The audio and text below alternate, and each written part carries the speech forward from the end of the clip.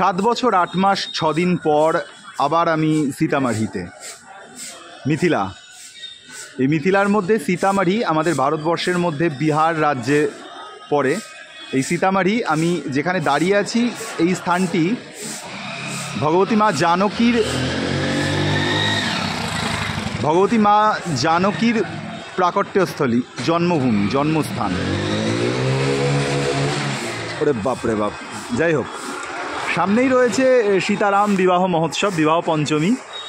তো আমরা এই মুহূর্তে রয়েছি সীতামাঢ়িতে।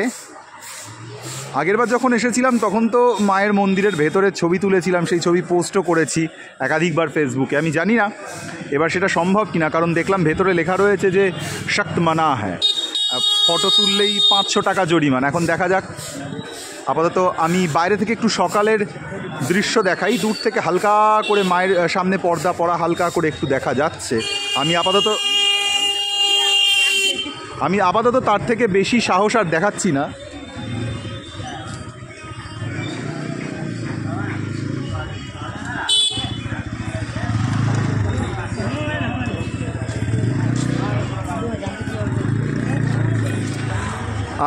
আমি আছি তো এখন এখানে আপাতত। তো সকলের সাথে আরও কিছু মুহূর্ত, আরও কিছু সময় ভাগ করে নেব এই সীতামাঢ়িতে মায়ের জন্মস্থানের জায়গা থেকে। এগুলো সমস্ত পুজো উপকরণের জিনিসপত্রের দোকান। আর এখানে আমি এখন উর্বিজা কুণ্ড দর্শন করছি, বাইরে থেকেই এখন দর্শন করব, পরে ভেতরে যাব। কারণ উর্বিজা কুণ্ড হচ্ছে মায়ের সেই জন্মস্থান, মানে যেখান থেকে ভগবতী মা সীতাকে সেই হলাগ্রে লাভ করেছিলেন জনক মহারাজ। এই সেই স্থান উর্বিজা কুণ্ড বলা হয়। আমি 2018 সালে যখন এসেছিলাম তখন উর্বিজা কুণ্ডের একটু সমস্যা ছিল, মানে তখন ঠিক স্নান করা সম্ভব ছিল না, সংস্কারের অভাব ছিল। এখন বর্তমানে এটা এই কুণ্ড সংস্কার করা হয়েছে এবং আমি উর্বিজা কুণ্ডকে একটু দর্শন করাই।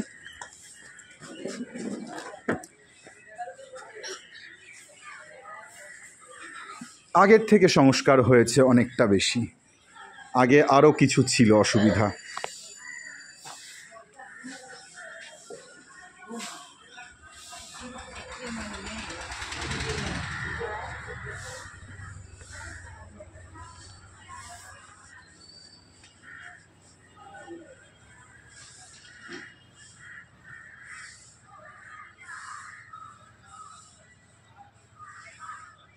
দেখতে পাচ্ছি মা জানকী প্রাকট্যস্থলী স্থিত, মানে প্রাকট্যস্থলীতে রয়েছেন এই শ্রী উর্বিজা কুণ্ড তীর্থ।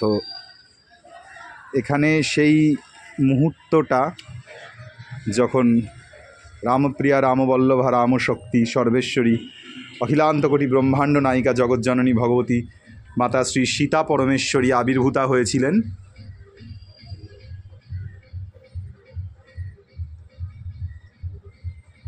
আমরা এখানে দেখতে পাচ্ছি জনক মহারাজ রয়েছেন, তার সঙ্গে মা সুনয়না মহারানী রয়েছেন, আর কুলগুরু शतानंद जी तो है ना ये, और ये सुनैना महारानी जी है।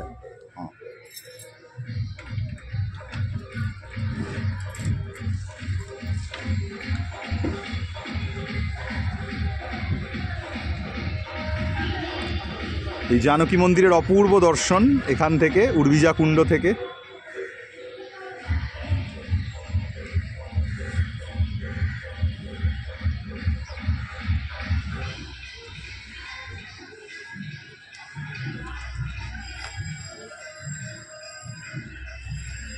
দু 2018 সালে এসেছিলাম সীতামাঢ়ি। সেখান থেকে মানে দিনের বেলা গিয়ে রাতের মধ্যে ফিরে আসার মতন করে গিয়েছিলাম জনকপুর ধাম, নেপালে।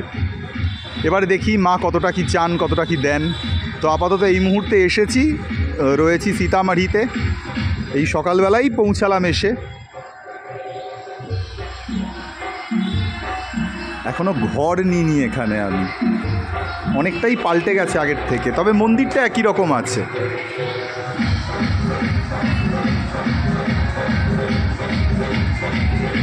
যাই হোক, এই ভিডিওটা আপাতত এখানে শেষ করছি, আবার পরের ভিডিও নিয়ে পরে আসবো।